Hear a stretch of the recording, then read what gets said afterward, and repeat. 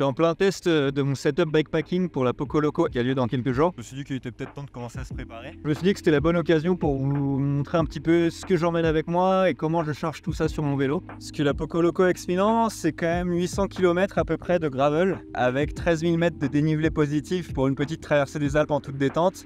Et du coup, c'est sûr que le matériel va être absolument primordial parce que je veux que ce soit léger, je veux que ce soit bien compact et que voilà, que ça tienne bien pendant l'aventure.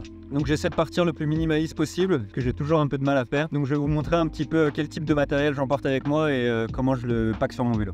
En fait, il faut imaginer votre vélo comme un appartement. Chaque sacoche est une pièce dans laquelle vous allez aller plus ou moins souvent. On est d'accord que là, dans notre cas, on se parle plutôt d'un petit studio parisien plutôt que d'un gigaloft à Ibiza, mais t'as compris l'idée. Dans mon cas, j'ai ma chambre à coucher dans les sacoches de fourche. Je n'y touche que le soir car je n'y range que mon matériel de bivouac.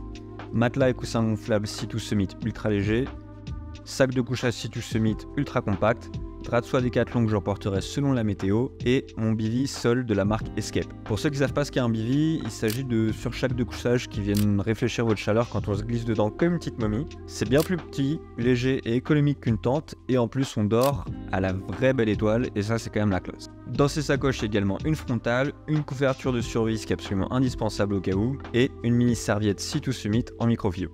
Tout ça dans mes deux sacoches fixées directement sur la fourche. Ensuite, j'ai mon dressing dans ma grosse sacoche triangulaire de cadre. Plus facile d'accès, j'y range les affaires dont je peux avoir besoin inopinément. Il s'agit donc de ma trousse de toilette, avec les petits échantillons de dentifrice empruntés à mon dentiste, le savon biodégradable pour pouvoir se laver dans les cours d'eau sans polluer, la petite crème pour les fesses à appliquer matin et soir pour minimaliser les irritations après plusieurs heures en selle. Il y a aussi une doudoune Columbia ultra light, 2 maillots de rechange, 2 paires de sous-vêtements et le tout bien compacté au sec dans un dry bag Sea2 Summit. On continue ensuite avec mon salon, ma longue sacoche en haut de mon cadre où je vais ranger tous les objets du quotidien que je vais avoir sous la main à tout moment pendant mon voyage. Mon portefeuille, ma batterie externe, mes chargeurs, ma crème solaire, ma spork et mon opinel, mon micro-cadenas et enfin, en cas de pluie ou de vent, mon KO de l'eau hyper compact qui se replie sur lui-même.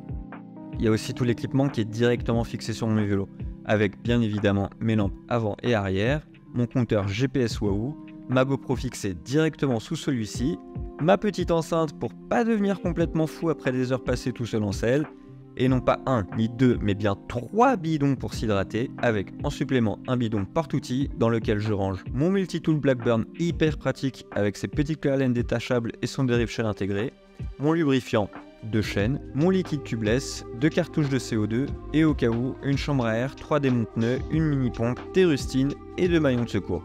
C'est aussi important de garder 2 food pouches plus ou moins vides accrochés à mon guidon pour pouvoir stocker toute la nourriture achetée sur la route.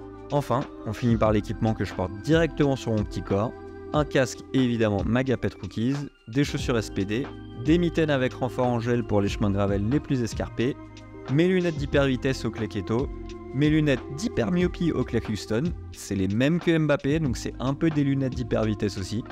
Et je termine sur mon cuissard qui est une petite innovation exclusive de chez Wilma, j'ai nommé le Wild. Un cuissard avec pad interchangeable, comme ça au lieu d'emporter 2 bibles, je n'emporte qu'un seul collant mais avec 2 pads, ce qui permet un gain de place et de poids évident. En plus de ça, c'est la première fois que Wilma propose une de ces innovations aussi pour les hommes, alors on a vraiment hâte de tester ça. Enfin, je pars évidemment pas sans ma fidèle paire de Crocs. Je vous laisse d'ailleurs nous dire si vous pensez que c'est les Crocs qui sont assortis au vélo ou si c'est le vélo qui est assorti aux Crocs.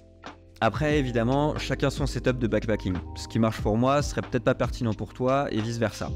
D'ailleurs, on est assez curieux de savoir ce que toi tu ferais différemment et n'hésite pas non plus à nous faire part de tes questions si jamais t'en as parce qu'on serait vraiment ravis d'y répondre.